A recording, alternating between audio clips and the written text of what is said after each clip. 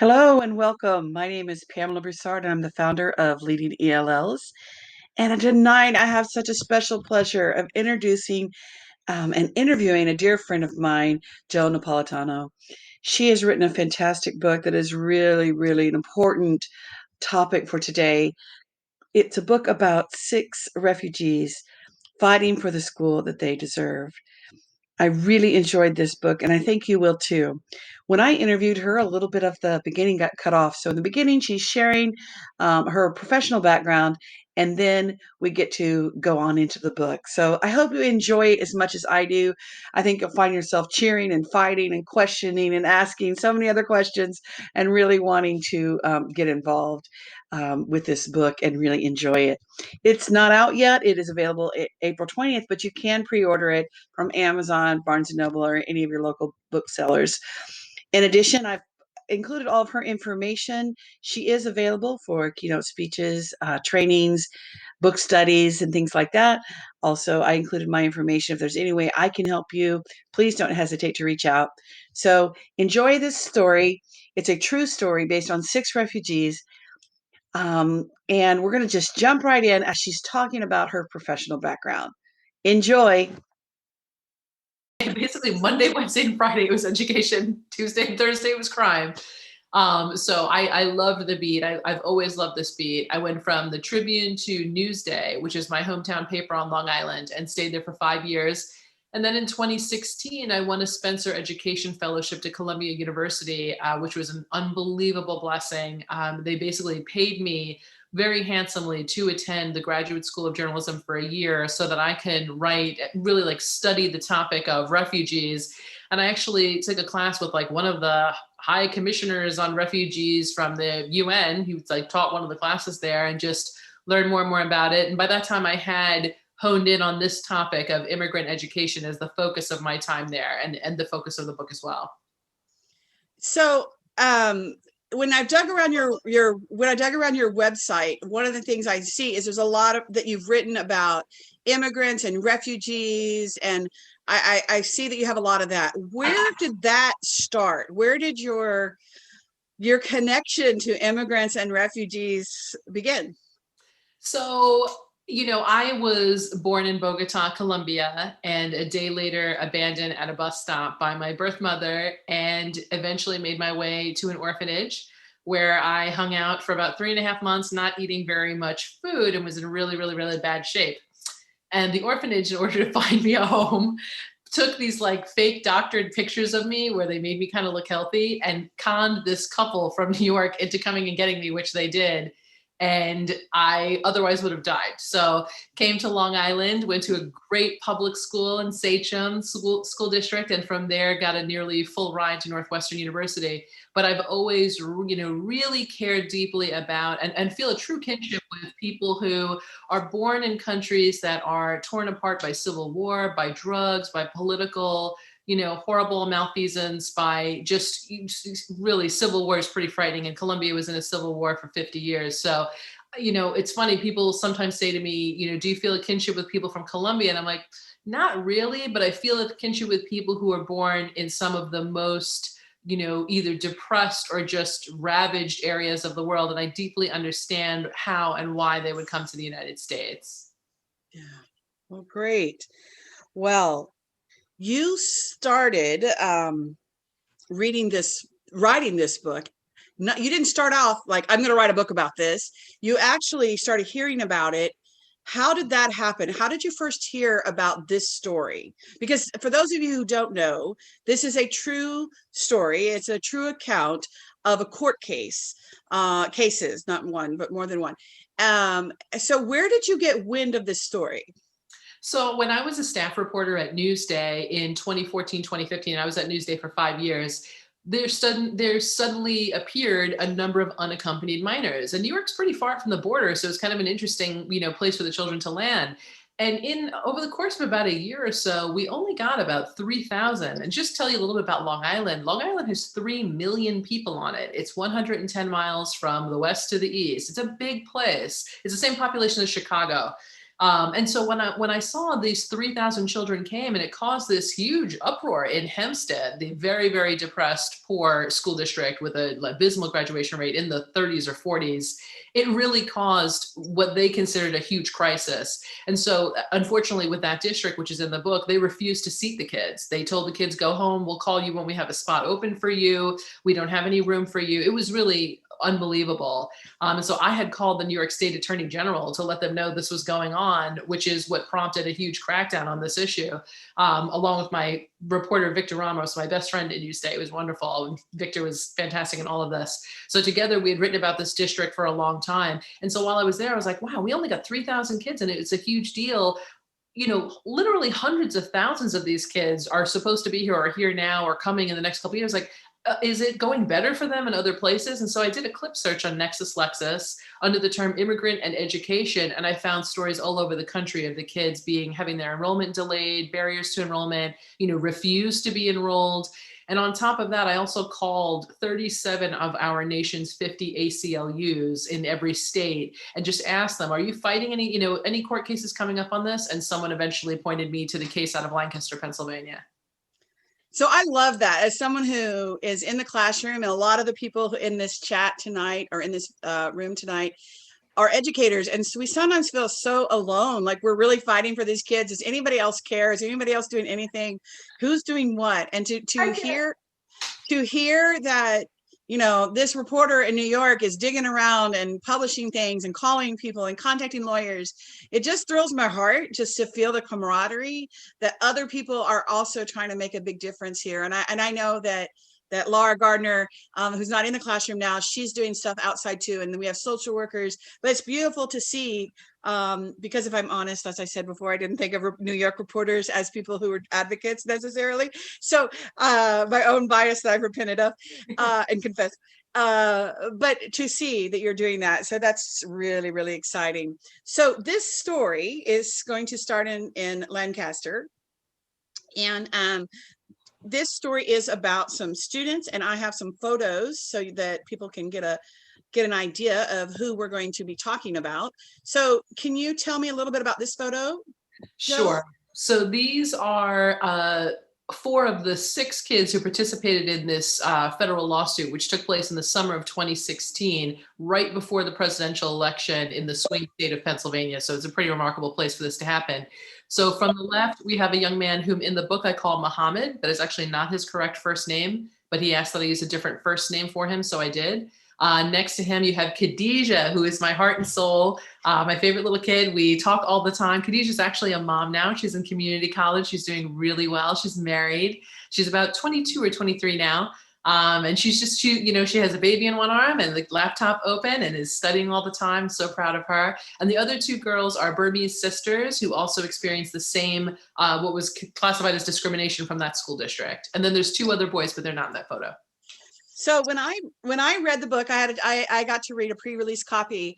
I'm reading it and I'm picturing these valiant warriors who are just going strong. And I don't know why I thought they were big and tall, but I just, they were super women. And so when I saw the pictures of Khadijah, I'm like, she's this little, very thin girl, and here she was being this great warrior.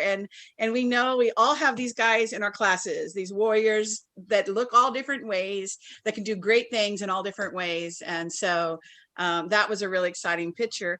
I'm gonna flip to this one. I love that, just the joy that she has. You can just see how happy she is.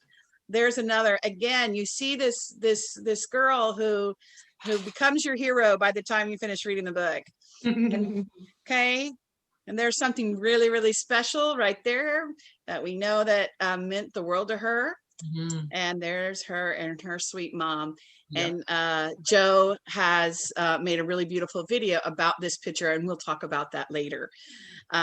So okay, I'm going to stop sharing my screen and we will get into the book. That winner is for at the end when we make a drawing for the free autograph copy. So, okay. So this was, those are the 6 kids. And now they all came that are in the lawsuit. Were all of them considered refugees? They are all refugees, yes. Okay. And I know that refugee services are different from state to state, provider, and things like that. But by law, do you know how long they're taken care of? Now, actually, the expert on this whole thing is Elise Chesson. If she's still listening, she is in the book. There is a chapter She's here? about Elise. Oh my gosh. Okay, I have to meet her. She's gorgeous, inside and out. There's a whole chapter about Elise and her advocacy. So she is the true expert on that kind of thing. I'll give you a rough answer, and I'm sure Elise will be going, mm-mm. But basically, she knows this was her job for a long time. Yeah, her and Laura Gardner are the experts. If you guys need experts on refugee, reach out to Laura Gardner and reach out to there Elise she is. Chesson, Elise, yes. And Elise. Elise, are you still here? You can put your camera on if you are. We'd love to see you. I'm here. All right. Okay. So these two ladies are your experts on all things refugees. So refugees very quickly are taken care of, but about 90 days. Is that correct financially? There's a couple of different things. Reception and placement will offer 6 months, and then they'll get over to the employment side. And the whole 6 months is, settling them in, setting them up with housing, enrolling kids, doing vaccinations, things like that. And by the time they came over to my side, which was the employment program, more long-term, they have up to 5 years of service on that side.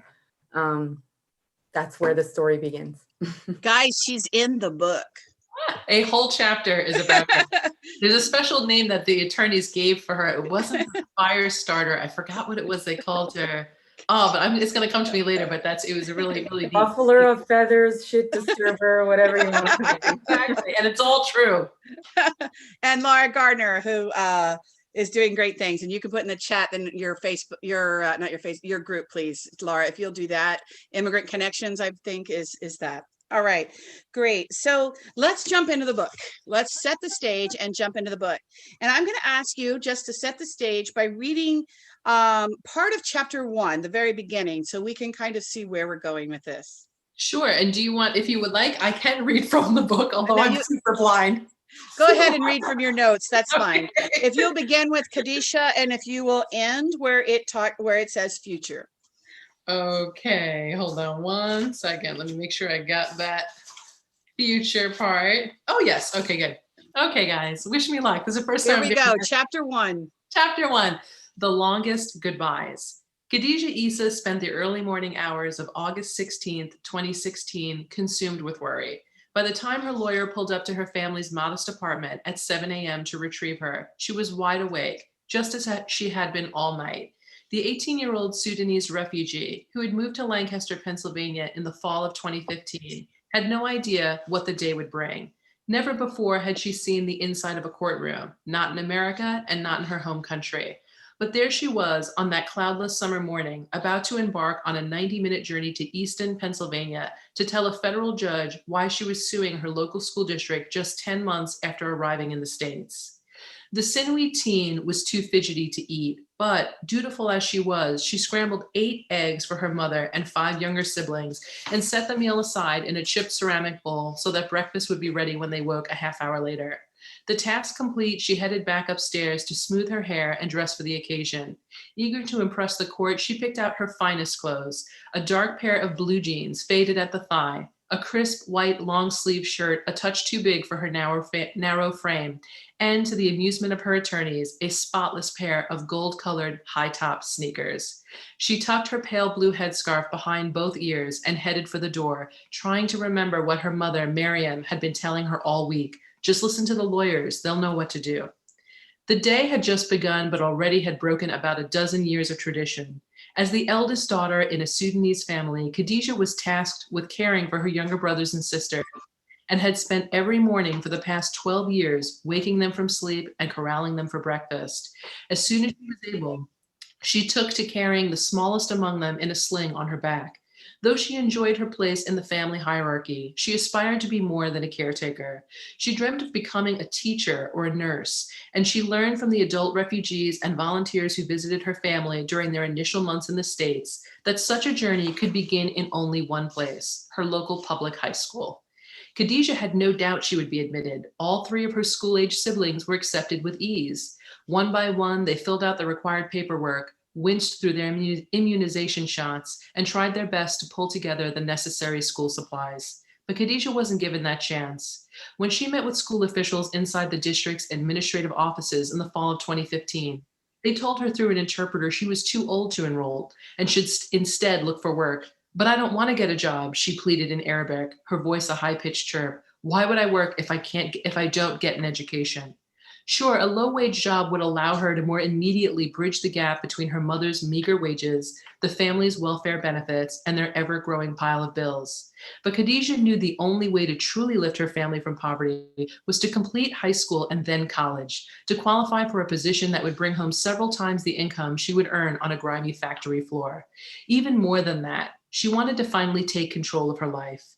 Ever since she was a little girl, Khadijah had lived on other people's terms, but there was nothing she could do. School officials refused to back down, hoping to wait her out as they had 100 other refugees in recent years. One by one, they came from the most troubled hotspots around the globe, hoping for a fresh start in America. And one by one, they were told they had aged out of their high school education, a lie that would cost them their future.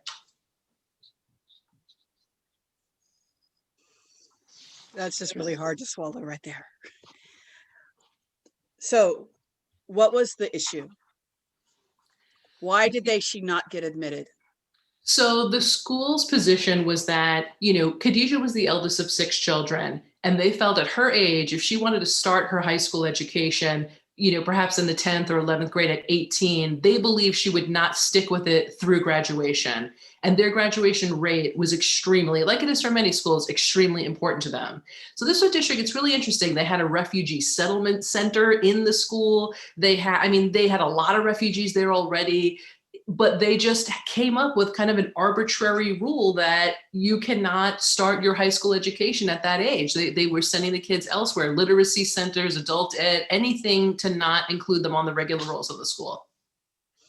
And in your research, when you're researching this book, did you find that to be true in other places, or what were the rules across the United States that you found?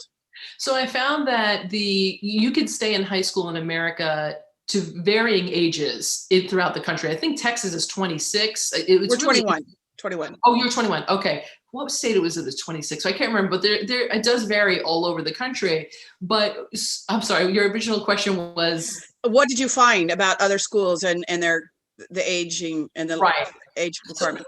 Well, I found that there were 2 other federal lawsuits that were kind of like winding their way through. One was in Utica, New York, which is another huge refugee hub in upstate New York, where it was claimed that similarly to Khadijah, I think it was unaccompanied minors and other immigrants were being kept out of the school or sent to like an adult education night course, things that were not culminating in a high school diploma. Mm-hmm. And then you have the Collier County, Florida case in which that district was accused of changing its admission age kind of arbitrarily, but actually not arbitrarily, intentionally, to make it higher because they knew they were getting a ton of unaccompanied minors. And so they basically said, and I can't remember exactly, but I think it was something like, in order to start high school, you have to be a certain age on this date, and like intentionally to cut off many, many children were there. They claimed like many, many hundreds of children. And the Southern Poverty Law Center fought that case. Okay. So yeah, in tech, I see in the chat, it says Pennsylvania 21, North Carolina 21, North Dakota 21. So a lot of states, it's older, but that's not all. What's in the books is not always what happens on the ground, right? Exactly. So we know, even in our area, I remember a principal that would say, well, you probably should go down the street, or you should get night school, and even though their law was that they had the right to be there. And you found that across the United States, that there was not a law, except maybe in that one place, that said you couldn't come late.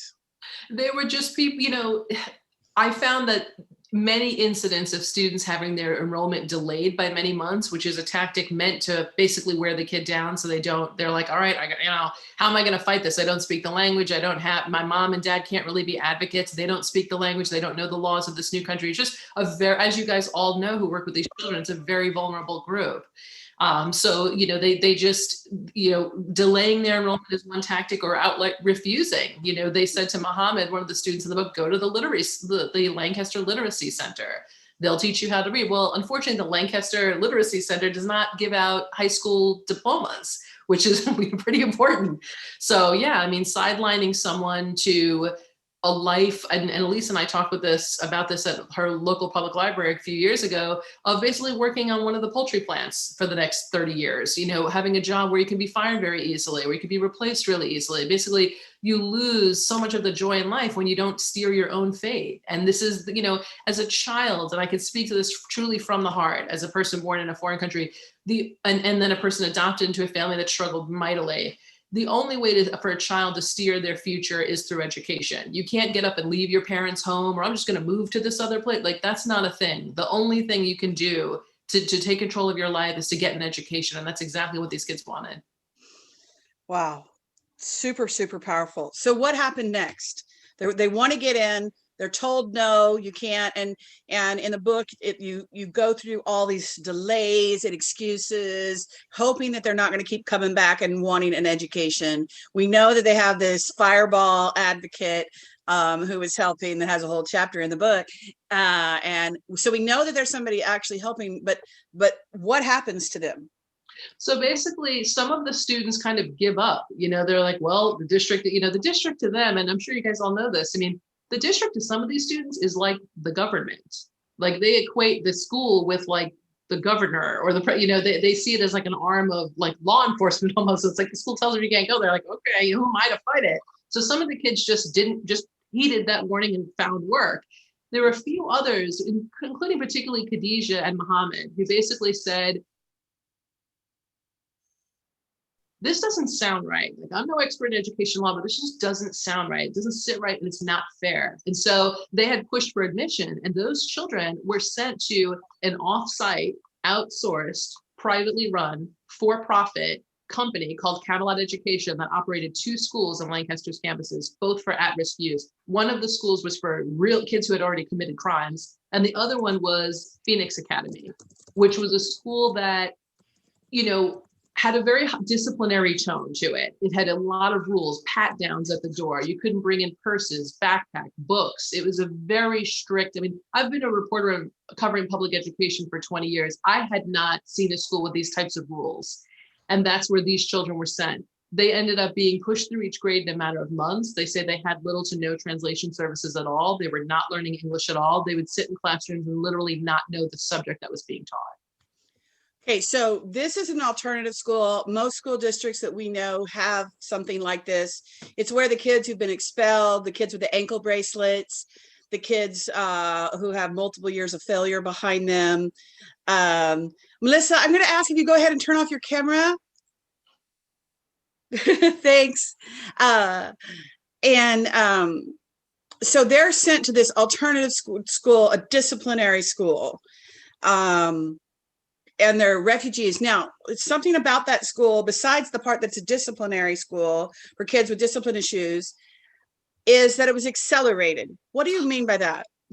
Well, I will add there, one of the things that on the discipline area, this school also sanctioned and allowed something called Handle with Care, where educators had like a 5-step program where they could take a kid to the ground. And people said that was very much abused for many kids.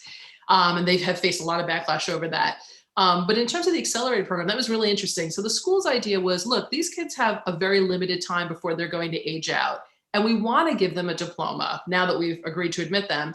So let's give them kind of a lot of curriculum at once, a lot of, these like long classes where basically you can do kind of like 2 years worth of study in a year. Although if you look at how quickly they were squeezed through each grade, one child basically graduated in, I think it was 18 months. So it was, and this might have been the right choice. Phoenix Academy and the way it works for English speaking students, fluent native English speakers who had to make up courses. Maybe the child was pregnant, or maybe the child, was on the cusp of dropping out of school, and Phoenix was the right answer for them. And it really helped them.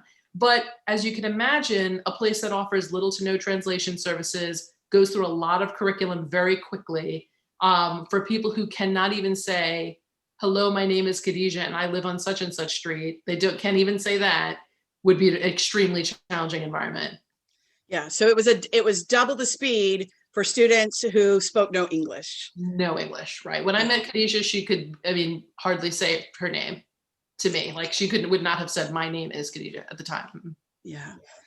And so in the book, you talk about there was a very strict dress code for them. They were closely monitored. Students were monitored. And in the neighborhood, what was this school referred to? Some of the kids felt it felt like a prison. I talked to students who said, they have to wear a school issued shirt and a lot of other restrictions regarding their fingernails, their hair on their face, their clothing, their this and that and the other. And I talked to several students who are like, as soon as I leave, I take my shirt off from Phoenix because it has a very bad reputation in the community. And like I said, I don't want to bash on Phoenix or the students who are there. It might be the right answer for some students, but it did have a very negative reputation. You were not bragging about going to Phoenix Academy. All right. You talked about the handle with care protocol that was rather rough and aggressive. I'd like for you to turn to chapter 5 and read to us from chapter 5. If you'll start with Khadija and Muhammad and then end with turn, the word turn. All right. Khadija and Muhammad, who were denied enrollment at McCaskey, were ultimately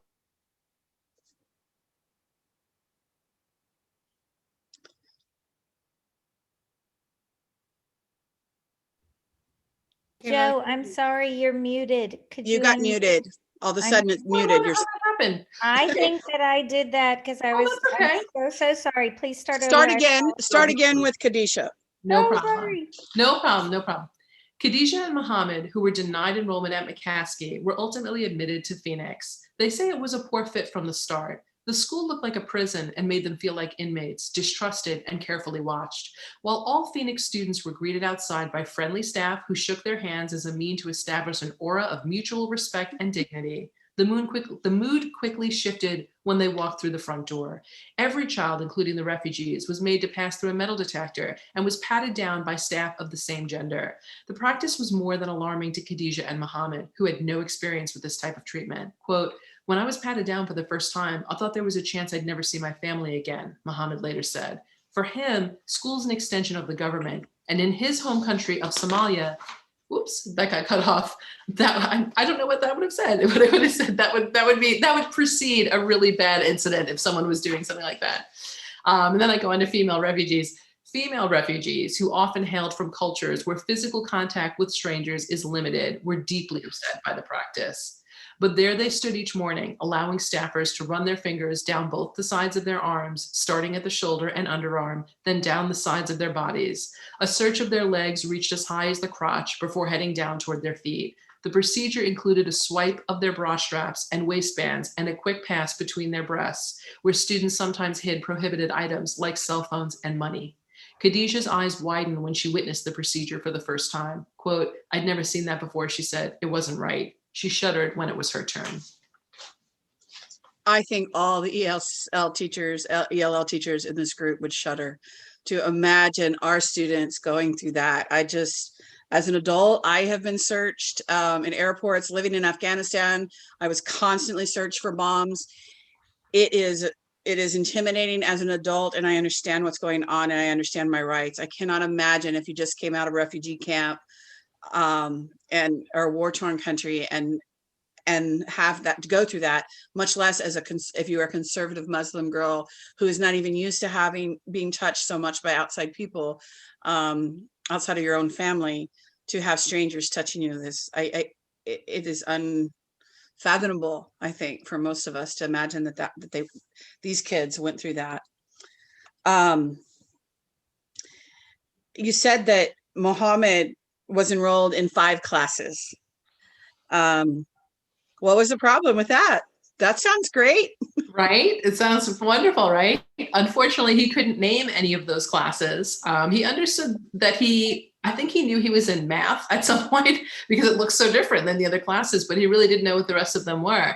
He also experienced some bullying. And there were also many kids in his class, sometimes 40 kids or more. Another interesting thing the school decided to do was, rather than have these children who were like beginning language learners all kind of stick together and go through their courses together, they would just sit them next to native speakers and just proceed with the class. And that was not great.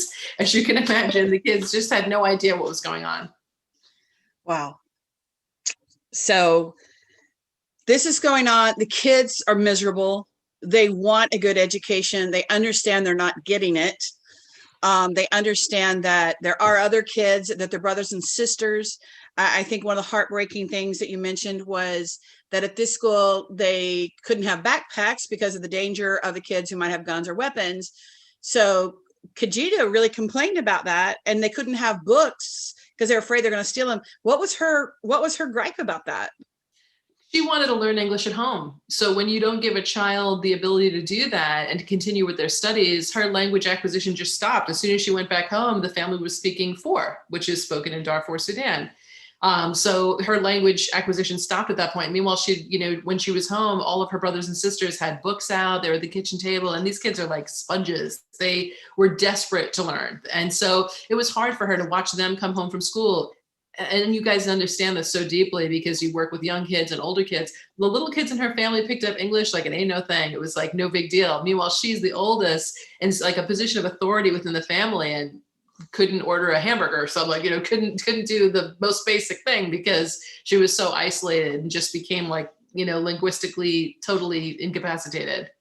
I love how you picked that up because I think that's something that maybe people who are new with ESLs don't really think about, that all of a sudden this language barrier shifts the power roles in a family, and that have been that way for hundreds of years, and within our own family, maybe 10 years or 8 years or 18 years, the power is now changing, and those older children want to be in charge, but they don't know how to do things, or they don't have the language. So this kind of not learning language is not just about, I don't know English, it's about changing dynamics in families that have already been set up by tradition and culture.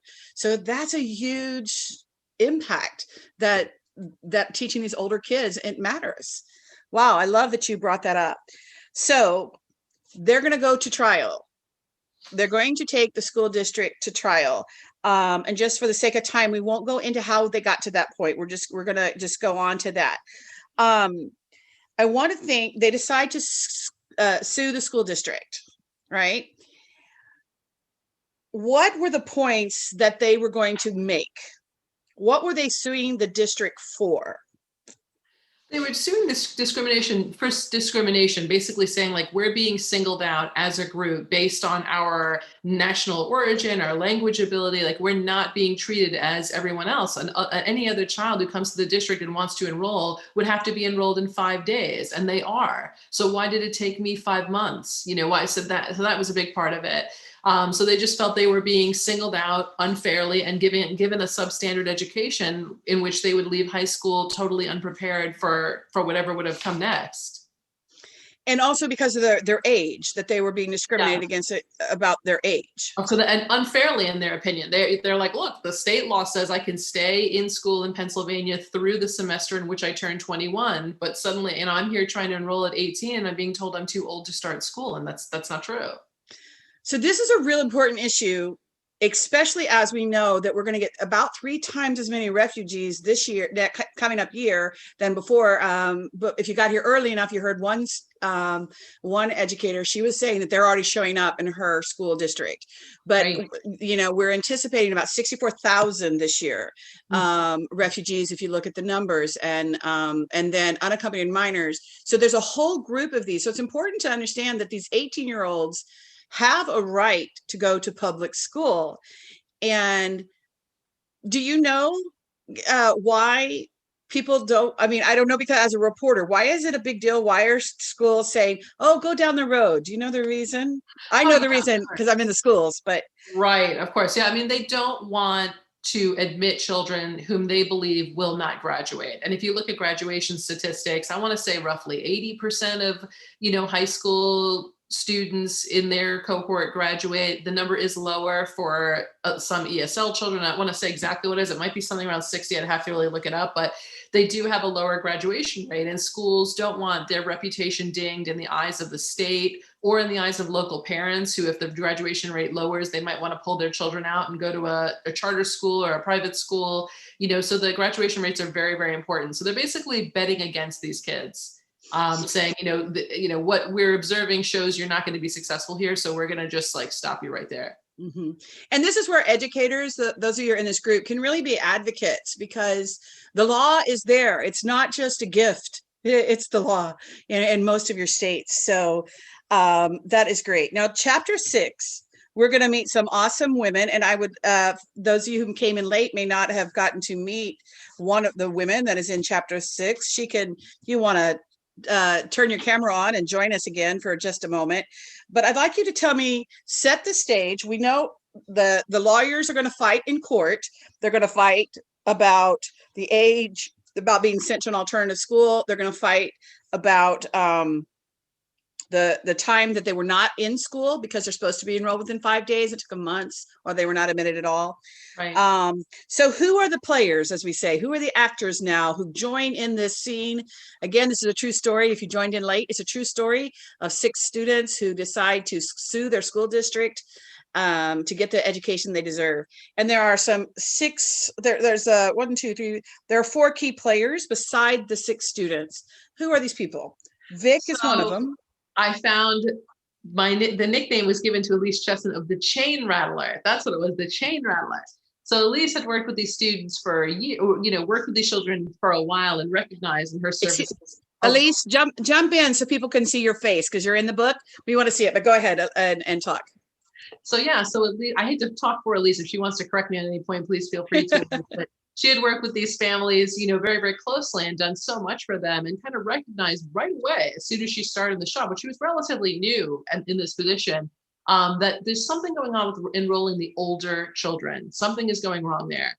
All the other kids seem to be getting in, but there's some problem with the older kids. And so she had reached out to other caseworkers and the school itself, and really took it upon herself to try and get these kids in, and was met with, she really went above and beyond anybody in her position would have done. I mean, repeated visits to the school, repeated calls, pretty confrontationally saying, the law is the law, you need to admit these kids. And they just kept pushing back and pushing back.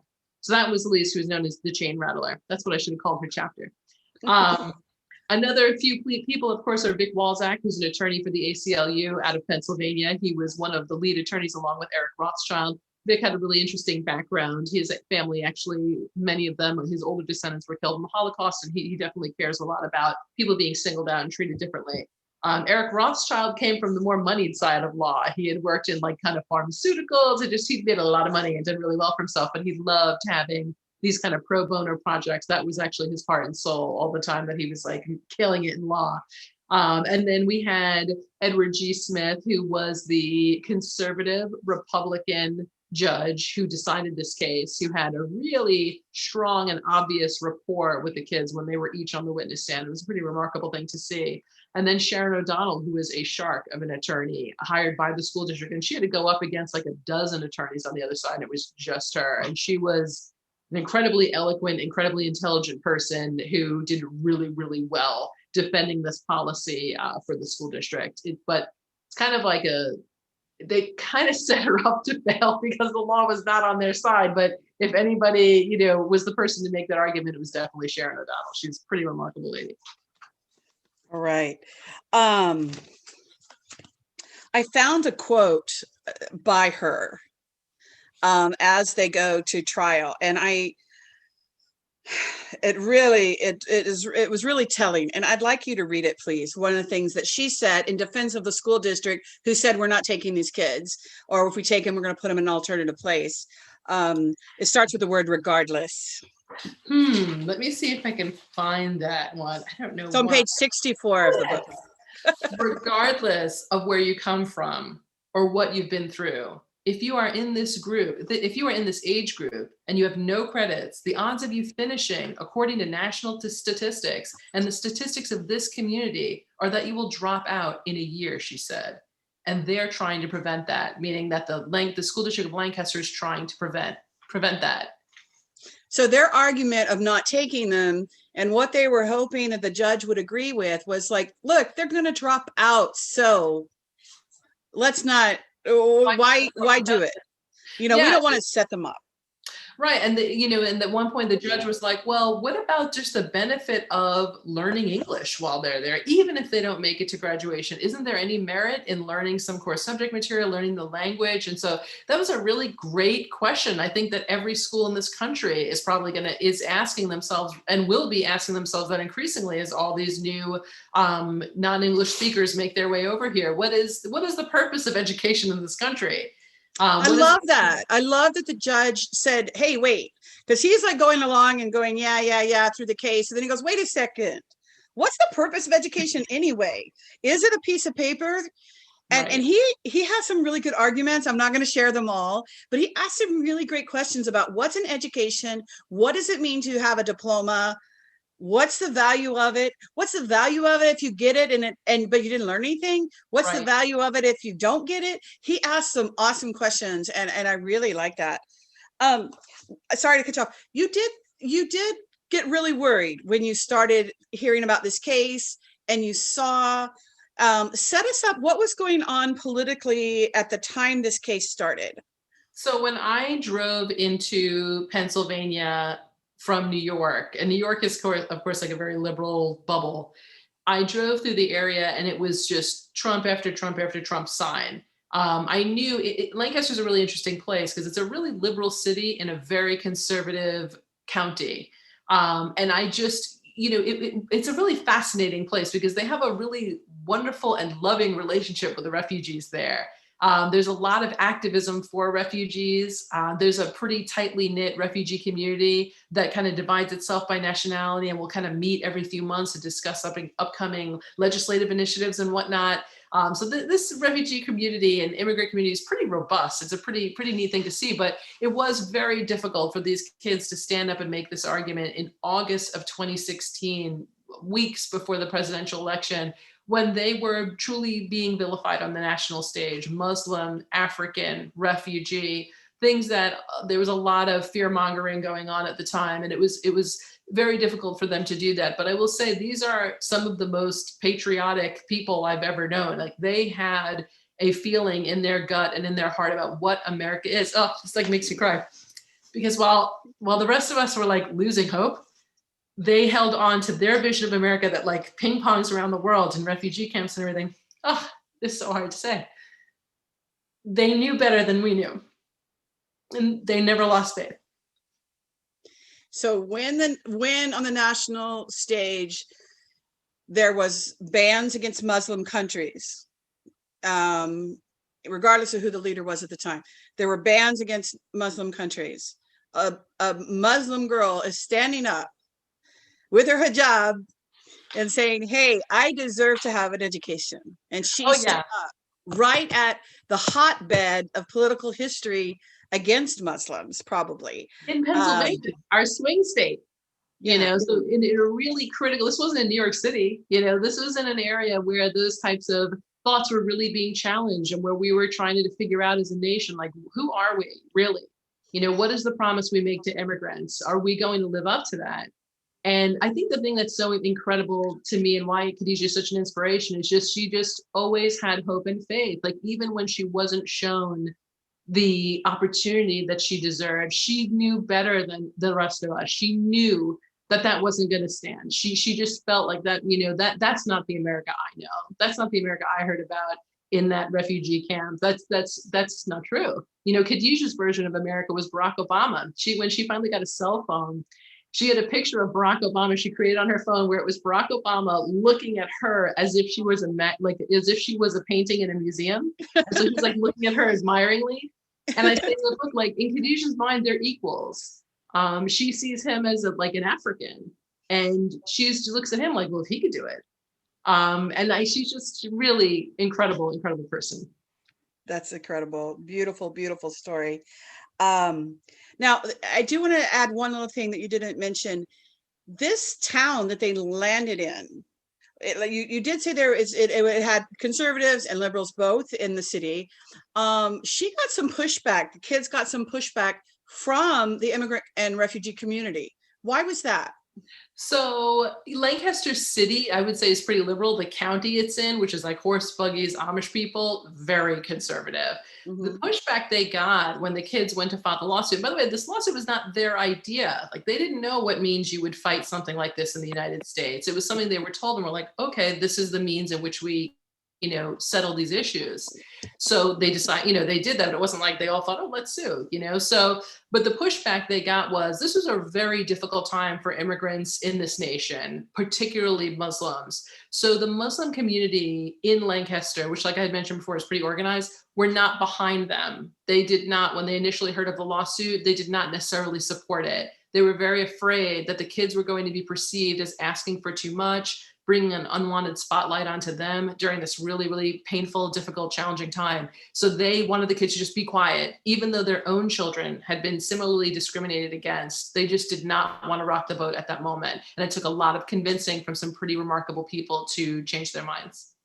So I think that's it with a lot of immigrant and new arrival families. They have to decide, do I push in, blend in, lay low, and figuring that out for each family is such a challenge of where they feel what they feel is right and the best benefit, where they'll get the most benefit for the family. Well, this is a remarkable story. At this point, we have the lawyers on one side arguing that they should get to go to school. We have the school district set up saying they're not going to graduate anyway. We're doing them a favor, getting them into other programs. We have a judge that it appears to be very conservative, so we're not sure. He's very conservative. I went to visit him, and don't tell anybody this, okay, you guys, it's a secret. This cannot come out. But I did go to visit him in March, right before the pandemic. It was my last in-person interview before this whole thing went down.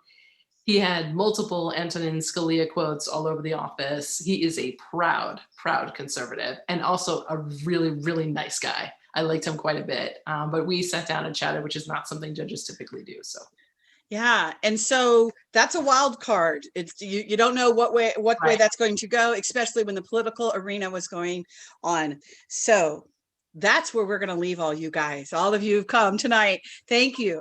Thank you for coming. We're going to leave it here so that you guys can read the book and discover what happens in this group. There are so many lines from this particular judge in the story that I really, really loved. And I'm going to let you guys discover those. One last question, and then we'll have a drawing to see who gets the free copy of the book. What do you hope that the readers will get as they walk away from this book? What made you spend 5 years of your life and researching and writing, and now you're going to hand it to the world? And what do you hope that they're going to get from this book? I hope that people see not a burden in these children, but an opportunity, and that they look at every kid crossing that border, unaccompanied, not unaccompanied, refugee, brown, black, otherwise, speaking all kinds of language, that these children are an unbelievable, welcomed addition to this country. And if we give them the tools that they need, they will do remarkable, remarkable things. And I'll tell you, having been born where I was born, I think every day what would happen, well, first I would have just died in that orphanage because no one would have taken me. If they saw me in person, they would not have taken me. But even if I somehow survived, I'm a pretty smart person. I'm Northwestern and Columbia educated woman. What would I have been in a country with literally no opportunity, where it would take 300 years for a child born in poverty to earn the country's average wage, which is the statistic I open my book with? I think about that literally every day. And that is what has. I want to stop you right there because you're going over that really fast because I read through that. Listen to this, guys. This is really an important statistic about students who grow up in areas of poverty and in areas, and this is not Joe's statistic. I do want you to say explain this statistic. Sure. I will actually, do I have 2 seconds to read a couple sentences to you? Yeah, you can read it, and then we'll close. I'm going to be a good pastor and say that 3 times. Okay. This is the introduction of the book, which is called From Columbia to Columbia in 40 Short Years. Of all I learned in the course of reporting this book, one statistic made me gasp. It would take a child born into poverty in Colombia at least 300 years or 11 generations to earn the country's average income. There it stood. Stop. There you go. Say it again. It's really powerful, guys. Listen to, I just blew me away. It would take a child born into poverty in Colombia at least 300 years or 11 generations to earn the country's average income. And guys, that's why what we do is so important every day, is educating these kids so it doesn't take 11 generations to get out of poverty. The research is there. It says 11 generations, but with an education that can change. And that's a real exciting about what we do. And that fires me up. You can talk more about that, but that statistic just made me mad and want to fight hard. Go ahead. Sorry, I had you read that a couple of times. No, that's, I saw that statistic and my heart stopped. I couldn't believe it, and I think about that all the time as a person who through education, a good public school that I attended on Long Island, and then a nearly free ride to one of our nation's best universities. And then I was paid $80,000 to go to Columbia University. All of these kids could do what I've done and better, like many of them can. And we can all reap the benefit and joy of seeing them succeed and being our next doctors, our next amazing ESL teachers, people who will inspire us. We have that chance now. We have a chance to do a do-over with these kids, and I really want us to take it. Thank you so much, Jo, for sharing your heart and your life with us, sharing your book. I think that we need to get it for us and for maybe some administrators in our district or our buildings who maybe aren't aware that this case is out there. The precedent has been set. And so maybe some of the district people in your area need to read the book and just see. It's a fast read.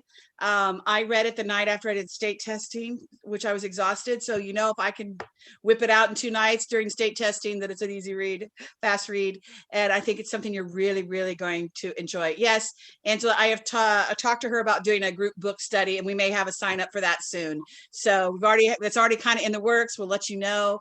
And we know that Kajita is doing well today, and you're still in touch with these kids and you still love them deeply. Oh, yes. She just called me 2 days ago. Yeah, we talk all the time. She's doll. That's great. Okay, so I'm going to pause this. I'm going to share my screen. Wasn't that exciting? I just love Jo and her book and just the things that she's passionate about. I just think more people need to read her book and hear more about this story. So I hope you have an opportunity to order the book and be looking forward to a Leading ELL book study of this book coming soon. Thank you and have a good evening.